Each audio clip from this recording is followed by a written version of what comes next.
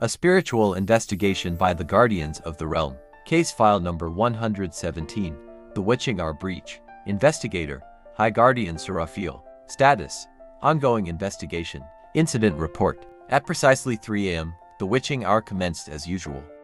The barrier between dimensions grew thin, and as expected, unauthorized entities attempted to breach the sacred thresholds of the astral plane. The primary target, a spiritually attuned individual known as the Seer, had long been under the surveillance of malevolent forces. Unbeknownst to them, a special task force had been waiting, watching, and preparing for an inevitable attempted break-in. For months, a coven of rogue practitioners had been experimenting with illicit astral projection tactics, seeking to infiltrate the protected space of the Seer. Their goal, to steal knowledge, energy, and alter the flow of destiny itself. But on this particular night, the laws of the unseen world struck back. The infiltration attempt. 3:15 a.m., unauthorized entry attempt detected. Multiple astral entities were detected moving towards the Seer's dream state. The attack was coordinated, consisting of a karmic sorcerer, a disgraced warlock, and an unstable high priestess, all acting under the orders of an unnamed overseer.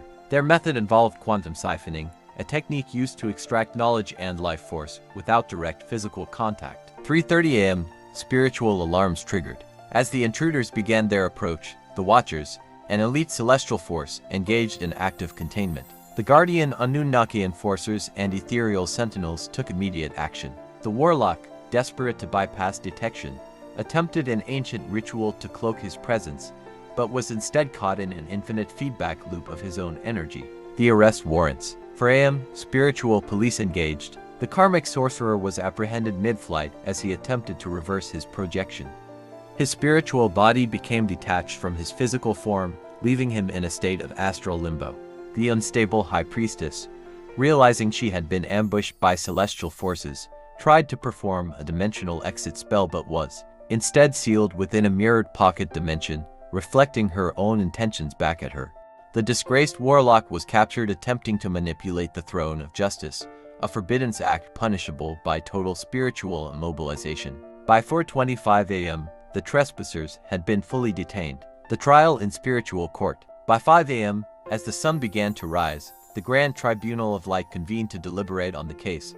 The charges were clear. Unauthorized astral entry, violation of spiritual law number 786, energy theft, attempted manipulation of divine timing, abuse of ritual magic for personal gain, attempted tampering with the chosen one's destiny. The overseers of spiritual justice, including Archangel Metatron, the Divine Council, and the elders of the Ether, reviewed the evidence. The judgment was swift. Verdict: eternal separation. The warlock was bound in chains of the void, unable to manifest in the physical or astral planes for the next 1,000 cycles. The karmic sorcerer was exiled beyond the veil, where no mortal or spirit could hear his cries. The high priestess was sentenced to mirror imprisonment, where she would continuously experience the weight of her own misdeeds. Post-trial reports. As the witching hour came to a close, the Seer, unaware of the attempted invasion, woke up feeling unusually refreshed. Their energy remained untouched, their mind unbothered, and their path undisturbed. The enemies who sought to steal from them had only trapped themselves.